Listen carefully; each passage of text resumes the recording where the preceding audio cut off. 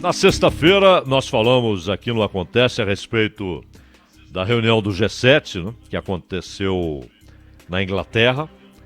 A primeira de Joe Biden como presidente, a última da chefe de governo da Alemanha, Angela Merkel, ela que anunciou a aposentadoria da política para setembro agora. E até dizemos aqui, há uma expectativa nervosa na Alemanha, claro, mas em toda a Europa, com a saída de Merkel. E havia vários temas ali que seriam tratados, inclusive nas reuniões bilaterais, é o caso dos Estados Unidos e Canadá, para tratar da executiva da Huawei, detida no Canadá. Os Estados Unidos pedem extradição, a China pressiona para que não haja extradição. A China foi um assunto muito, muito forte no G7. Estados Unidos, Canadá, Japão, Alemanha, França, Reino Unido e Itália. Mas também foi discutida uma ideia que já há algum tempo vinha ganhando adeptos e também críticos, que é a ideia de um imposto para multinacionais, um imposto global. Global. Então não haveria a possibilidade de as empresas buscarem um lugar onde ele não seria cobrado. Se a ideia avança, se ela se torna realidade, ele será cobrado, independentemente de onde a empresa opera, de onde é a sede e também de onde ela obtém lucros. Depois de anos de impasse, realmente é um assunto já antigo e que, claro, imagine o lobby contrário, mas não é só o lobby das empresas, porque aí é o lobby do interesse, ó. Não, e pressiona político e tal. E convenhamos que são empresas que têm um forte poder de influência, de persuasão, não há dúvida quanto a isso, não é? E os políticos são muito sensíveis a essas pressões. Mas não é só a pressão contrária das empresas multinacionais, gigantes. Estamos falando das principais empresas do mundo. Mas também de economistas que não têm nenhum interesse pessoal no assunto, mas que mostram problemas que podem decorrer dessa ideia. Podem decorrer da implantação de um imposto global. Mas são anos de impasse e o acordo do G7 para tributar as empresas multinacionais com alíquota mínima de 15% mudaria consideravelmente o cenário de investimentos no mundo e faria desaparecer algumas vantagens que alguns países oferecem em termos tributários como compensação pela falta de outras vantagens.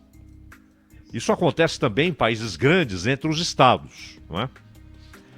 E a ideia pode levar, por exemplo, o Brasil a um ganho de arrecadação por ano de 900 milhões de euros. Isso equivale aí é claro que depende da cotação, né? As mudanças são bruscas, rápidas e consideráveis. Mas hoje estamos falando aí de 5 bilhões e 600 milhões de reais, aproximadamente. O cálculo foi divulgado em simulações feitas por pesquisadores do Observatório da Tributação da União Europeia. É um laboratório de investigação independente na área tributária, com sede na Escola de Economia de Paris, aquela que a Sônia conhece bem. O estudo considera vários cenários para a implementação do imposto global. Pelas simulações, e é claro que essas simulações partem do cenário atual, quem seria tributado e tal, mas é difícil saber, na hora da concretização da ideia, o quanto seria arrecadado. Mas pelas simulações, e elas devem ser consideradas, os Estados Unidos teriam uma arrecadação extra de 40 bilhões e 700 milhões de euros e a União Europeia arrecadaria mais 48 bilhões e 300 milhões de euros. Claro, os cálculos foram feitos em euro porque foram feitos por esse observatório da tributação que tem sede em Paris. Então o cálculo foi feito em euro. Se a alíquota subisse de 15% para 25%, porque não tenho dúvida que se aprovarem 15%, logo alguém vai propor aumento. Alguém vai propor redução. É assim. É igual quando falam aqui da tal nova CPMF. Ideia cara ao Paulo Guedes. Não, mas é negocinho ali de 0,01, 0,2. A antiga CPMF também começou com papo de que era 0,1, 0,2. Não é? Mas não adianta. Assim que o governo começa a sentir falta de arrecadação e problemas fiscais, no caso de um país como o Brasil, não faltam, alguém aparece e fala, vamos subir um pouquinho. Que tal 0,38? Esse era o número mágico. Né? 0,38. E daí para puxar para 0,5, para 1, é questão de conveniência. E claro, de possibilidade política. Não é diferente com o imposto global. Claro que o imposto global, ele traz alguns perigos embutidos que não se enxerga automaticamente. Mas que é uma coordenação global da tributação. E aí está um grande problema. E também a possibilidade de centralização das decisões do tamanho da alíquota. 15%. Mas já estão fazendo o cálculo se for de 25%, um quarto. Nesse caso, se a alíquota subisse de 15% para 25%, a receita para a União Europeia seria de 168 bilhões de euros. E os Estados Unidos arrecadariam mais 166 bilhões de euros. E nesse caso, o ganho para o Brasil subiria absurdamente para 7 bilhões e 400 milhões de euros. Hoje, perto ali de 56 bilhões de reais. O Brasil ainda não se manifestou oficialmente. Claro que no Ministério da Economia, se a gente está dizendo aqui, é claro que lá no Ministério da Economia os caras estão acompanhando a discussão, não é? Mas não houve manifestação oficial, nem do Ministério da Economia, nem do presidente da República. Nem Paulo Guedes falou, nem Bolsonaro falou a respeito desse anúncio feito pelo G7 de que há um acordo. A posição oficial do Brasil deverá ser conhecida na próxima reunião do G20, que reúne as 20 maiores economias do mundo, quando então o acordo será discutido. E aí vai ser muito interessante, não sei se esperarão até lá, mas vai ser muito interessante saber qual a posição da China. Porque a China oferece muitas vantagens tributárias. Não apenas tributárias. A mão de obra ainda é bem mais barata do que nos países mais ricos da Europa, do que nos Estados Unidos, do que no Canadá. Embora o salário médio chinês tenha subido, principalmente na área industrial, em relação ao que eles pagavam há uma década e meia, né? Que eles pagavam ali de 2000 a 2005, era absurdamente baixo. Era um salário grotesco para a indústria. Hoje esse salário subiu. Além daquelas 100 famílias que controlam a economia chinesa, todos com carteirinha do partido, vale ressaltar. São bilionários filiados ao Partido Comunista. São as contradições destes tempos, né? O sujeito tem bilhões na conta, mas tem a carteirinha do Partido Comunista. E hoje em dia as coisas estão tão embaralhadas, confusas, e a discussão tem sido tão pueril, tão rasteira, que essa contradição lógica já não é motivo de, pelo menos, um debate, né? Para que se saiba que tipo de economia é na China. Porque, convenhamos, alguém que tem uma conta de bilhões, e não é que não, eu tenho, mas estou disposto a abrir mão de acordo com os movimentos sociais, de acordo com os movimentos em relação à propriedade dos meios de produção, e abro mão de tudo em nome do que eu acredito. Não, isso não existe. Isso não existe. A ideia é concentrar cada vez mais essa gigantesca riqueza com aquelas 100 famílias. Mas a China não é mais só isso. Ou seja, 100 famílias de bilionários, alguns milionários e uma massa de gente vivendo na pobreza, trabalhando para comer, comendo para trabalhar. Você já tem uma classe média formada na China. Há inclusive uma preocupação do Partido Comunista Chinês com o impacto político da formação de uma classe média. Porque o sujeito que está, o bilionário, riquíssimo, né, que tem negócio na China, mas tem apartamento em Paris, em Londres, tem imóveis em Miami, em Nova York, né? Esse cara não está muito preocupado com a maneira como o Estado rege as coisas. O Estado só exige que ele seja totalmente obediente, que ele não avance sinais, que ele respeite os limites estabelecidos pelo Estado e, se não o fizer, perde tudo. É simples assim. Como aconteceu na Rússia pós-União Soviética, com aqueles bilionários que surgiram da tarde para a noite, amigos de Boris Yeltsin, e alguns, depois, com a chegada do Putin, não seguiram a cartilha do Putin e perderam tudo. Tudo. Alguns ainda foram em cana e depois para o exílio, o caso do Khodorkovsky, né? Aqui, que simplesmente tinha controle de boa parte da indústria de petróleo da União Soviética. Mas na China já há uma classe média. E essa classe média, ela traz novas pressões políticas.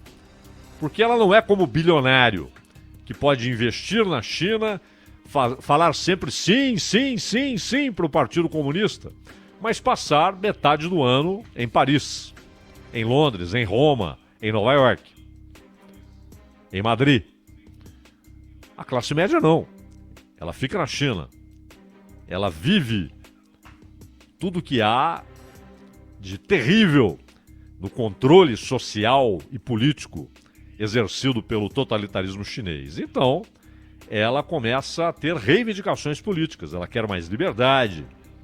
Ela quer mais liberdade para ler, para estudar, para falar, para discutir, para debater, para questionar, para se organizar.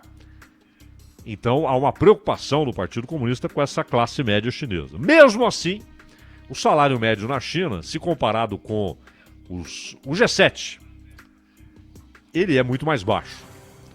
Mas também o incentivo tributário é uma grande arma da China para atrair capital. O capital perdeu a sua base ideológica, que ele tinha até meados ali do século XIX. Depois mergulhou no utilitarismo. E depois perdeu completamente o senso de critério. Já não importa se no lugar onde ele investe, se há liberdade, se não há liberdade, se direitos humanos são respeitados ou não, se é uma democracia, se é uma ditadura, se há gente torturada, se há gente que é morta porque contraria o regime, contraria o governo. Não importa. A questão é onde eu terei mais lucro, onde a produção será mais barata, onde será mais barato produzir, onde eu encontrarei melhores condições para exportar. É utilitarismo puro. E, por isso, impostos mais baixos atraem. Isso acontece, por exemplo, no âmbito da União Europeia. Quando a França aumentou de maneira cavalar, o imposto para empresas e para pessoas físicas. O que muita gente fez? Pessoas físicas e empresas. Fez as malas e foi embora. Muita gente foi embora. Muita gente foi morar em outro país ou foi produzir em outro país. E com acesso ao mercado francês. Não perdeu o mercado francês. Foi produzir onde havia impostos mais baratos e continuou vendendo na França normalmente. Para a França, foi uma perda e não o ganho que eles imaginavam. E para a China, uma taxação global, se ela adere à taxação global, isso pode significar a perda de uma vantagem considerável que ela tem hoje para atrair capital, para atrair investimento, para atrair indústrias, alta tecnologia, novos investidores. E hoje a coisa não se limita mais a Xangai, que foi o ponto de partida idealizado pelo Deng Xiaoping. Então a posição da China, talvez, assim como a do Brasil, talvez só seja conhecida no encontro do G20. Mas talvez ela se manifeste antes, dizendo que concorda ou que discorda. E ela tem muitos motivos para discordar. Muitos. Porque essa concorrência é interessante para ela. Exatamente porque ela pode oferecer algumas vantagens que outros países não podem. E lá a decisão não demanda discussões no Congresso. O tal Parlamento do Povo, Congresso do Povo, ele simplesmente ratifica aquilo que é decidido pelo Politburo, pelo Comitê Central, pelo Estado, pelo governo. O Parlamento só ratifica, só confirma. Não há discussões. Então, a posição da China vai ser muito importante, porque se ela disser não, esse imposto pode ficar inviabilizado. Então, os países ocidentais cobrarão, a China não, e aí a empresa vai para a China. Há setores, porém, onde não tem jeito, porque invariavelmente haverá necessidade de trabalhar em mercados onde haverá taxação. É o caso do setor de alta tecnologia. O Google, o Twitter, o Facebook, eles precisam de todos os mercados, não é? E não importa para eles se tal país cobra e outro não cobra. Havendo a taxação, eles serão cobrados. Esse é um problema que eles tentam contornar, já foram multados várias vezes na Europa, impostos foram concebidos na Alemanha, na França, em essas empresas. Na época do Trump, inclusive, o Trump reclamou que as empresas americanas estavam sendo punidas na Europa. Mas o fato é que, para quem produz condutores, para quem produz telefones, para quem produz carros, aí sim, onde produzir fará uma grande diferença. Porque pode ser a diferença entre pagar ou não pagar 15% ou 20% ou 25%, porque essas taxações são móveis, essas alíquotas são móveis. Então a posição da China será muito importante. E o Brasil? Na última semana, representantes da Receita Federal Brasileira participaram de uma reunião técnica na Organização para a Cooperação e Desenvolvimento, que trabalha em conjunto com o G20 para buscar solução para o que é conhecido como erosão da base tributável dos países com a migração do lucro das empresas para paraísos fiscais e também para a tributação da chamada economia digital. Paraíso fiscal são vários, né? Hoje há um cerco maior a esses paraísos fiscais, mas ainda são vários. A Suíça já foi em larga escala, mas hoje é muito mais difícil manter a famosa conta numerada, ou seja, sem nome. Ainda existem essas contas, mas o cerco é cada vez maior, com pressões de promotores públicos na Suíça, porque ali tem dinheiro de corrupção, tem dinheiro do tráfico de drogas, em larga escala, né? Não é o sujeito que vende uma trouxa de maconha na esquina. É o tráfico pesado, tem muito dinheiro, bilhões e bilhões, consegue se livrar de impostos e pode abrir uma conta sem nome. Então o cerco tem crescido. Dinheiro roubado de empresas, dinheiro roubado de países, dinheiro de corrupção, propina. Muita coisa vai para a Suíça ainda. Mas há outros lugares onde as pessoas nem citam como paraíso fiscal, mas que funcionam como tal, desde que haja um acordo com o governo local, geralmente algumas ditaduras. E há também os paraísos fiscais no Caribe. O Uruguai. O acordo do Mercosul, em nenhum momento ele tirou do Uruguai as vantagens tributárias que ele oferece. E que faz com que muita gente do Brasil, da Argentina, deixe a grana lá. Isso é comum. Então, essa erosão ocorre porque as grandes multinacionais migram o lucro para países fiscais de baixa tributação. E não é operação ilegal, não, é legal. E claro, o governo sempre quer arrecadar. Sempre. Então, se ele percebe, isso aqui é produzido aqui, vendido aqui, mas o lucro vai para outro lugar, eu quero taxar.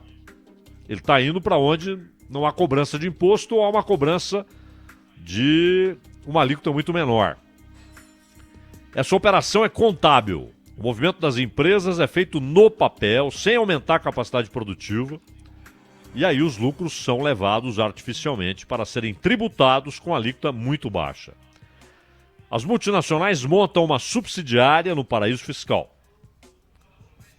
Gera emprego, contrata funcionários e tal, e fazem uma série de operações contábeis para apurar todo o lucro fiscal por lá.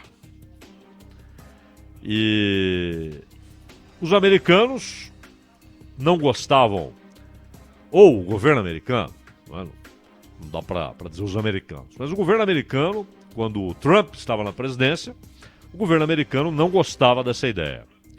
E aí, com o Biden, mudou a direção do vento, mudou a direção da biruta. O acordo tem 2 pilares. O primeiro, que interessa mais aos Estados Unidos, é fixar a alíquota mínima para a tributação global das multinacionais, pelo menos 15%. O segundo, interessa aos europeus, porque atinge a economia digital e também trata da forma de tributação dos serviços intangíveis. Google, Amazon, Facebook, Apple, incluindo, por exemplo, algoritmos do tratamento de dados personalizados e outros serviços digitais.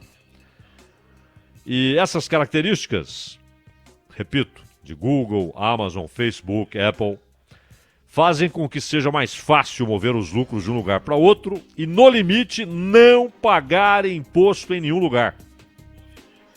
Então, os Estados Unidos, que são a casa dessas empresas, da Apple, da Facebook, Amazon, Google, a Califórnia, casa da maioria delas. E os Estados Unidos aceitaram tributar parte do lucro dessas empresas no destino, ou seja, onde o serviço é consumido. O sujeito acessa lá o Facebook na Itália, que seja cobrado lá, e não apenas na origem. Essa é a demanda dos europeus. E aguardemos o que o Brasil fará. Há um problema aí que é o maior deles, que é um controle central da tributação. Porque, acreditem, esse controle central de tributação não parará aí. não irá parar aí. Então, novos controles globais serão desenvolvidos. E esse é um problema seríssimo. Segundo ponto é a liberdade de oferecer vantagens. Veja o caso do Brasil. Eu me lembro até discordar do governador, então governador Mário Covas, que atacou duramente o que na época era chamado, ainda hoje, né? Mas hoje essa expressão tem sido pouco usada, mas era a guerra fiscal entre os estados. Então, o Brasil é uma federação, no papel. Não há porquê o Piauí ser obrigado a cobrar a mesma alíquota que São Paulo. E a questão é simples. O estado de São Paulo oferece rodovias excelentes para escoamento da produção, mão de obra qualificada, um histórico de mão de obra qualificada, uma escola natural de formação de mão de obra para as indústrias mais avançadas, um porto que é gigantesco, o maior do país, ainda visto como o maior da América Latina, capacidade de escoamento de produção, universidades para a formação de técnicos qualificados, engenheiros, pesquisadores. Então, São Paulo oferece vantagens qualitativas que muitos estados não têm como competir, não podem entregar metade dessas vantagens. E aí, isso foi muito discutido na época quando a Bahia reduziu e até zerou por algum tempo a alíquota cobrada de algumas empresas para que elas fossem para lá. E foram. Só que é o seguinte, vai uma montadora e alguém pode dizer, pô, mas não está cobrando da montadora. Só que uma montadora invariavelmente atrai diversas empresas que vão fornecer para aquela montadora. Vão fornecer plástico, borracha, vidro. Então, aquilo vira um centro de tecnologia, de desenvolvimento e vira um centro de geração de empregos. E quando você atrai empresas, você atrai trabalhadores de outros lugares e você aumenta a média salarial. E aí essas pessoas com a média salarial mais alta passam a exigir, naturalmente, exigir no dia a dia, escolas melhores para os filhos, hospitais melhores, clínicas médicas odontológicas melhores, clínicas veterinárias melhores. Passam a exigir serviços melhores, inclusive do poder público. Então, isso provoca desenvolvimento. E às vezes é a única arma que o Estado tem. Eu não tenho as rodovias de São Paulo, eu não tenho as universidades de São Paulo, eu não tenho a mão de obra qualificada de São Paulo, eu não tenho o porto de São Paulo. Eu vou oferecer uma alíquota menor e vou tentar atrair empresas que vão produzir emprego aqui. É uma arma justa, lícita, legítima. Então, é preciso muito cuidado com isso, porque você pode centralizar a produção. Ora, se a Romênia significar para uma indústria o mesmo nível de tributação que há na França, mas sem poder oferecer as vantagens qualitativas da França, a empresa vai para a França, vai para os Estados Unidos, vai para o Canadá, se a tributação é a mesma. Então a ideia, inicialmente, assim lançada, parece uma beleza. Isso mesmo! Vamos tributar esses caras, sim. Mas a ideia é global, todo mundo vai ter de aderir. Mas quem vai dizer que todos vão aderir? E se todos aderirem, não tenham dúvidas, os países já desenvolvidos vão abrir uma distância ainda maior, porque não haverá mais vantagem relativa que os outros países poderão oferecer em termos tributários. Vão oferecer o quê?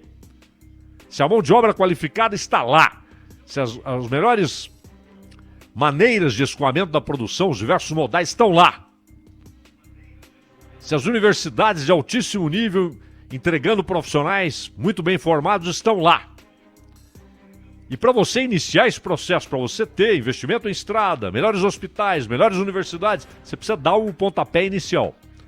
Uma tributação global pode centralizar, concentrar ainda mais as grandes multinacionais e a sua produção em países que já são desenvolvidos e abrirá um abismo ainda maior em relação à maioria dos países do mundo.